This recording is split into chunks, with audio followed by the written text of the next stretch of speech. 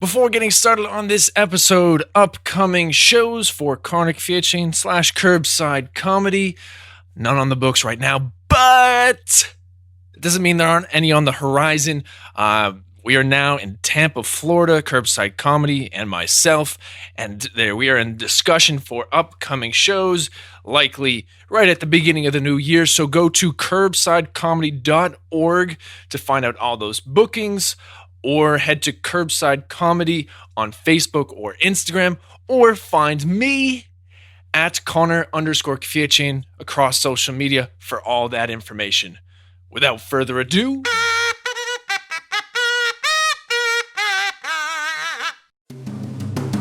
hello and welcome to What's Up With Me. This is an autobiographical podcast about the comedian Karnik Fietching. It's me. It's really more of an extension of an advertising arm for Curbside Comedy, because it started out as a premise to get people to understand that backyard shows, backyard comedy is a viable option, especially if you live in Tampa right now. Book a show. But yeah, that's the podcast. What are we doing in this episode? This episode, no questions once again. I'll do questions in the new year. It's important to say up front that this will be the last episode of this year, because the next time one's supposed to come out is right around Christmas, and I'm going to be spending time with family. So if you do follow this, wow, I'm surprised. I don't do a lot of marketing for this show. Thank you so much. Please like, subscribe, all that good stuff. I really do appreciate you. Reach out to me. Love it. But this episode, we're going to be going over what I've kind of been up to in the last couple weeks, and 5 things I've learned this year. 5 things, not top 5 things, not 5 things everyone needs to know, just 5 things I learned, because, there's a lot I learned this year. If you notice me, if you're watching on YouTube, you can see I'm in the shirt and tie. We're actually coming home from, I keep on saying we, just got home from our first Curbside Comedy show with Trevor Glassman. Follow him on Instagram, tglass3, I believe, in Tampa. And did I bring it up? I'll be right back. I want to grab something.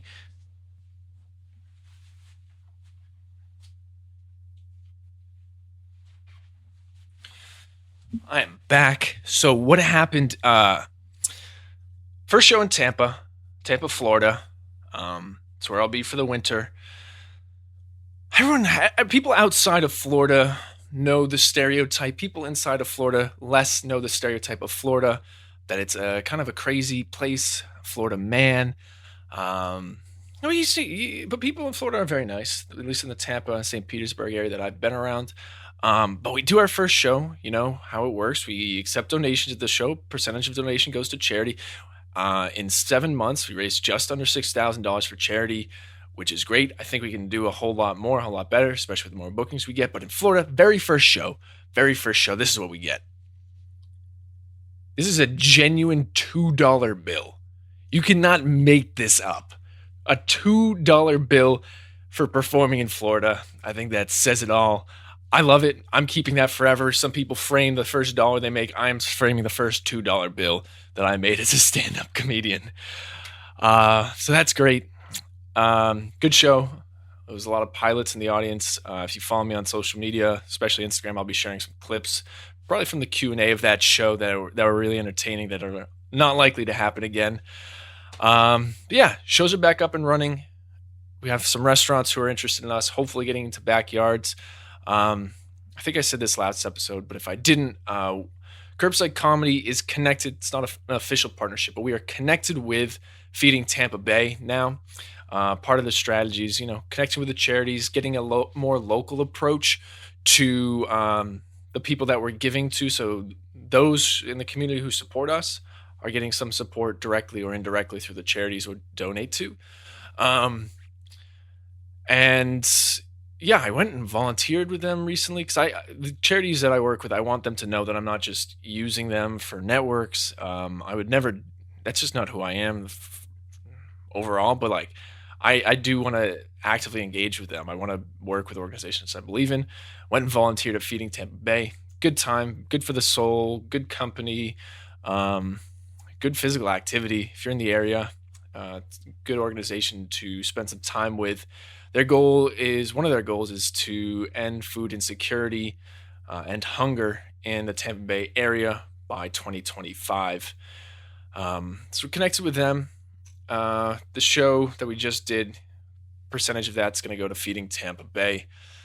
So curbside comedy's been going, and I'm realizing more and more that I need to get better at marketing for curbside comedy for myself, because in order to book shows, you need to have a following.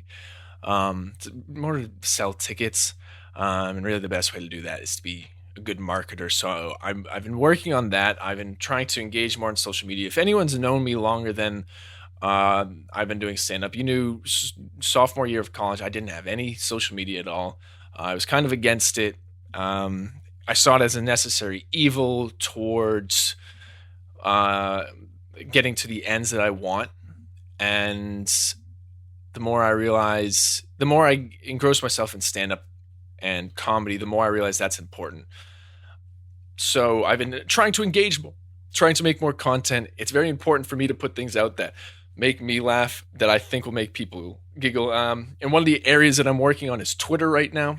Twitter, it's my worst social media platform by far, but I really enjoy writing topical stuff. I've been trying to do something called Joke of the Day, where I find a news article with a ridiculous headline that I'm going to write some punchlines for, and I encourage other people to do the same. Hasn't really picked up. It's probably because I don't understand Twitter all that well, and I'm working on it.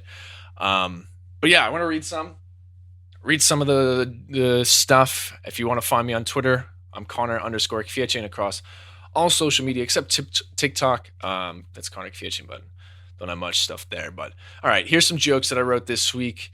This was today's. The setup was Santa skips court to deliver gifts in his convertible. It's from Reuters.com. So the whole joke, setup and punchline included. Santa skips court to deliver gifts in his convertible.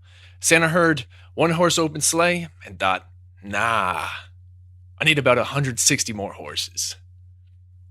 That's fine. I don't know if I do it on stage. Here's the next one. This was 2 days ago. Massive goldfish weighing 9 pounds found in South Carolina lake. Whole joke. That's the setup. Massive goldfish weighing 9 pounds found in South Carolina lake. Why did I did it twice? Oh, that's why I'm not good at Twitter. Oh, it's not good. The punchline for massive goldfish weighing 9 pounds found in South Carolina lake is the snack that smiles back got swole. That's another one. And then here's the last one. 3 days ago, a New York City Chipotle is closed indefinitely after workers say a rat infestation led to 4 employees being bitten. Finally, some normalcy in 2020. That's my Twitter. So far, Maxim Allen did write another punchline for that one. Good friend, good comedian. Let's go to the thread here. Share his stuff.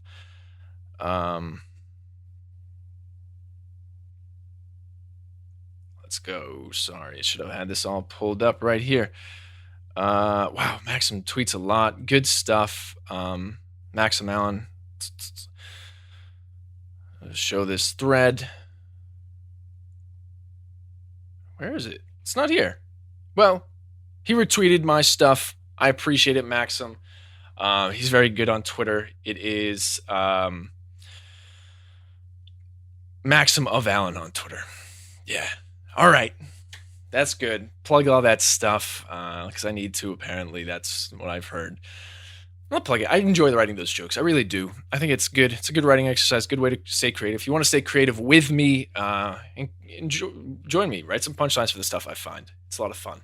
And I think it's good for the community. I miss the sense of community in New York in the comedy scene. So that's one of the things I'm working on. Another is Animal and Sounds. It is a content series, and I love this. It's been such a long idea coming. Animal and Sounds is exactly what it sounds like. I find stock videos of animals on the internet, and I pair them with stock, not sounds that people have made on the internet. There's a place called freesounds.org, and people upload under the Creative Commons Zero license, so anyone can use it, content that they just made in their free time. You can find anything on there. I have found someone creating happy birthday to farts on there. And that is the funniest thing in the world to me because I'm a child. And also, the fact is, someone took the time to create this. I don't know if it's through their own flatulence or some other instrument, but it's incredible. The fact that someone made it, took the time to upload to the internet because they believed that other people would benefit from it. I mean, how much greater does life get than that? A lot, very much so. But that's the type of stuff that makes me laugh. So I started combining those things, and I will put a clip in here. I'm going to pause and play it.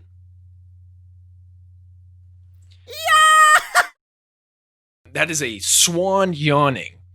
That sound, it is beautiful. If you're only listening, you can go to social media and check all that stuff out. But I'm going to be creating more stuff of that because it makes me laugh a whole lot, and that's what I love about stand-up. Making myself laugh, and then by getting that joy, spreading it to others. So those are the things I've been working on. Probably need to move through that stuff quicker in future episodes, but I want to go through 5 things I learned this year in the second half of this episode. Like I said up front, these aren't the top 5 things. I'm sure if I think about it a lot more, I'll find other things that are supposed to slide into this list. But here are 5 things that I've taken away that will hopefully help me grow in the next year. And with it being the end of the year, it's always a good time to reflect. So the 5th takeaway from this year, we're gonna go backwards. I'm better not alone. I am better not alone. So that means I'm better with other people. And I don't know, I didn't want to say it that way because I don't think I think I'm an introverted extrovert. So I get energy from being, wow, that's not even true. I think I enjoy being alone more, but I derive some energy from being with other people. I think COVID forcing some isolation, living with my parents, living with roommates who I get along with, my parents, people I live with Rhode Island, I found myself being able to recognize, oh, I want to go speak with other people now. Because my whole life before, you're just bumping into people, so you're forced into conversation. I'm like, I want to be alone, get some energy back, have that time to recuperate. But I'm realizing now with so much isolation that I find myself being like, I just want to talk to someone about this. And I'll tie that into the number 4, but like I did the show tonight and I hung out with people outside by the fire, social distancing, all that good stuff. I'm like, I just enjoy the company of other people. And that's true in business too. I'm like, I want to do a lot of projects on my own. I'm like, if I just invite a few more people, connect with them, like I'm probably going to do things a little bit better.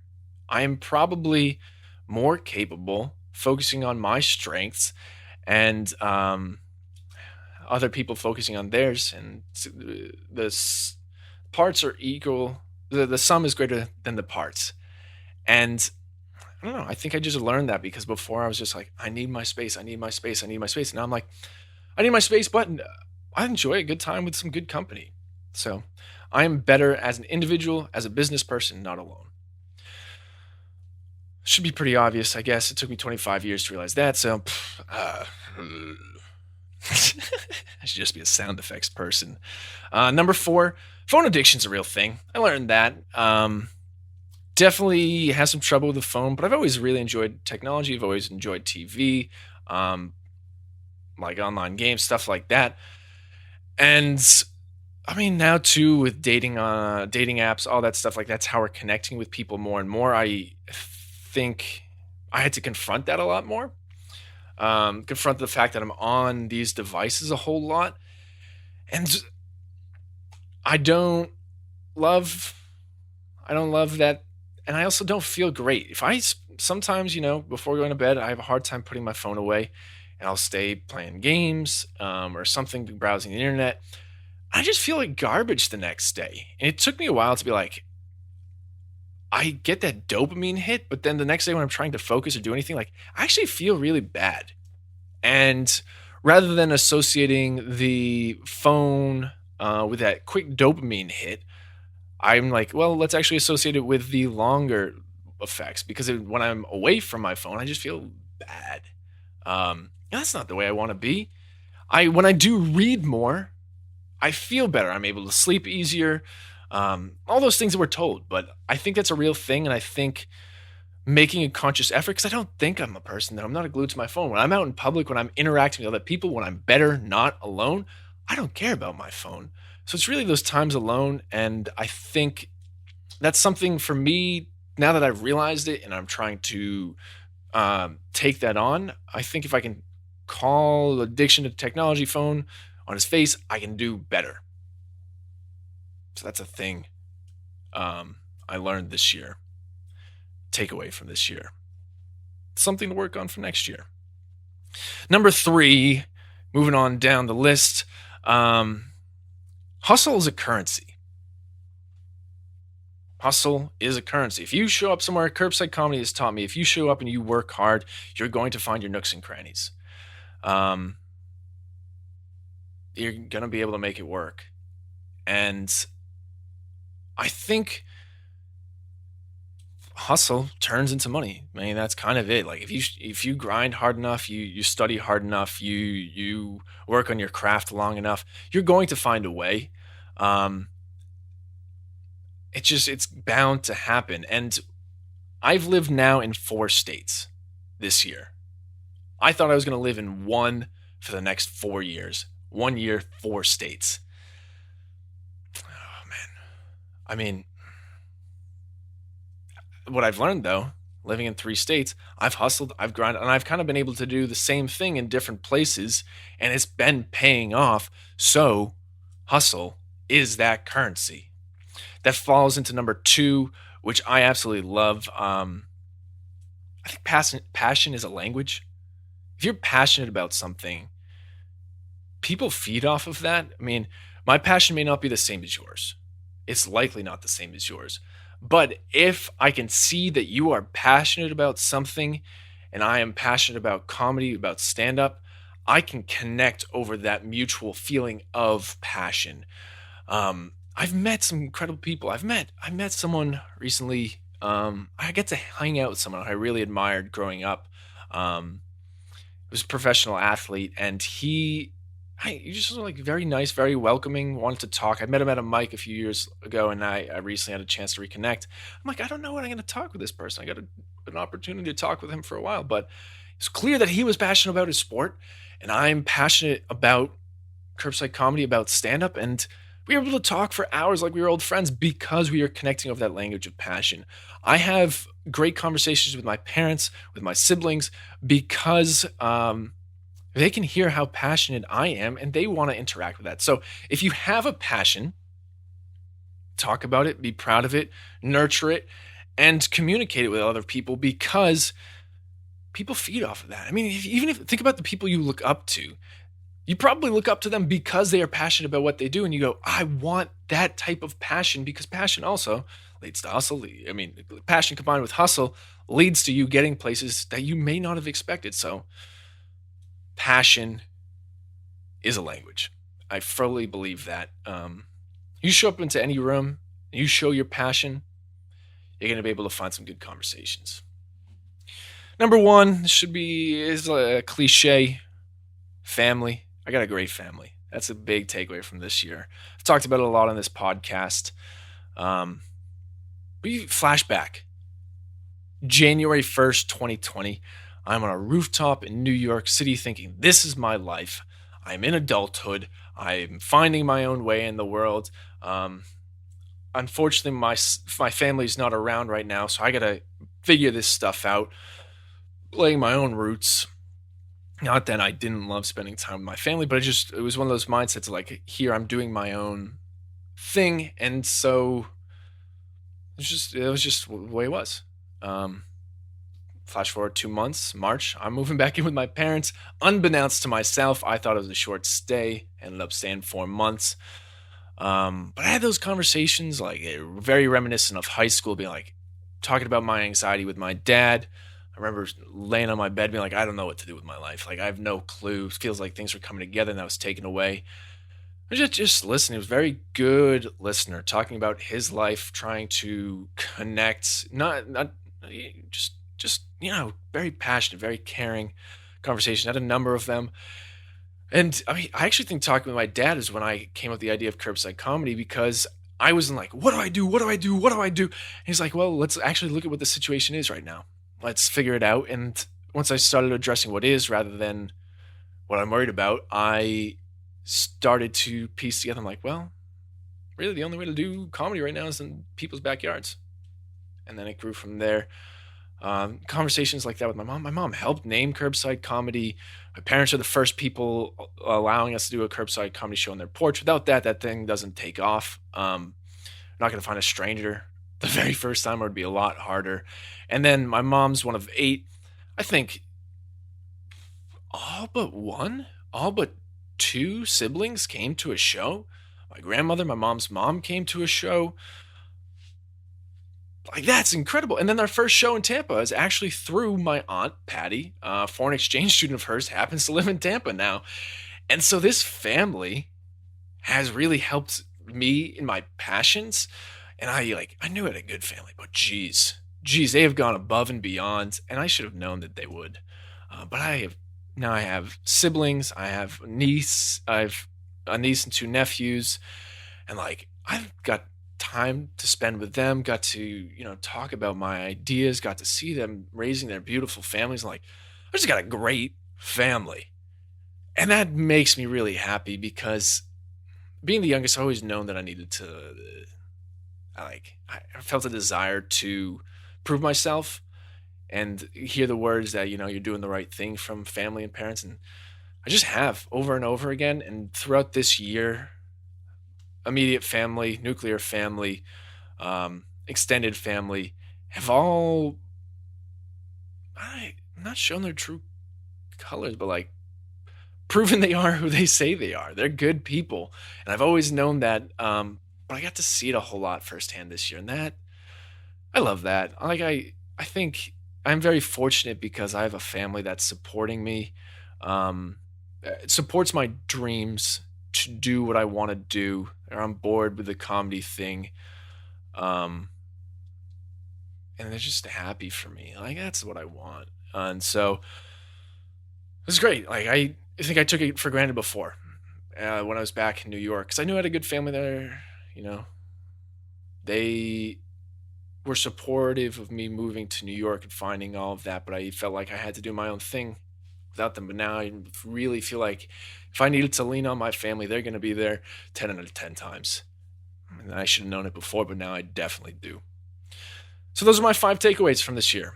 Stuff I've been working on, 5 takeaways, trying to provide some laughs up front, some real heart in the back. Going down that list again. Let's see. I'm better not alone. Phone addiction is a thing. That's for sure. Hustle is a currency. Passion is a language. And I got a great family. Yeah, that's it. That's it for this year. Thanks for everyone listening to this show. Um, it's good. This is kind of my therapy session. If you enjoy therapy, mental health stuff, check out Mental Health Comedy Podcast by Ed Krasnick and Jennifer Kalari. Love that show. Connect with me. Look forward in the new year for me to be asking about questions. I believe I'll do it first. Let's try first Monday of the new year for a new episode. I'll put that on the calendar. Check back in for upcoming shows. Listen to the New York City comedians. If you know someone who's in New York, have them get in touch with the local scene. If they know anyone there, support them. They're great people there. Follow me on social. I plugged all that stuff up front. If you're still listening, thank you so much. It means a lot. Like, I'm hoping this career goes far, and the fact that people are continuing to watch this, continuing to listen when I'm just really having my time up here means that, people care, people want to see me succeed, and that's really all I can ask for. So 2020, not a great year on the whole, but if you look at the silver linings, there's a whole lot of them, and I grew a lot as a person, and I'm hoping to continue, and I'm hoping to be a lot funnier in the future and find myself. Actually, I'll end with this thought. I think comedians tend to get pigeonholed decently. They're like, well, this person is a funny person. You hear stories of Zach Galifianakis. I think he was at either a wedding or a funeral, was saying something touching, and people started to laugh. And she's like, "I just can't escape it." And that's a great thing to be so known for what you're good at. But I feel like my vibe as a comedian, my thoughts as a creative person, as a writer, is like I really want to be a sincere person. I want to share what's going on in my life. So that this is an extension of that. And those people who love it, enjoy it. Thank you, because you're gonna get more of it, better versions of it in the future as we grow and continue to get better. But I appreciate it. Um, yeah, happy holidays, Merry Christmas, Happy Hanukkah. Currently, Happy New Year, and check in with yourself. Ask yourself what's up with you. Then come back in and check in what's up with me. All right. Have a good night. Bye.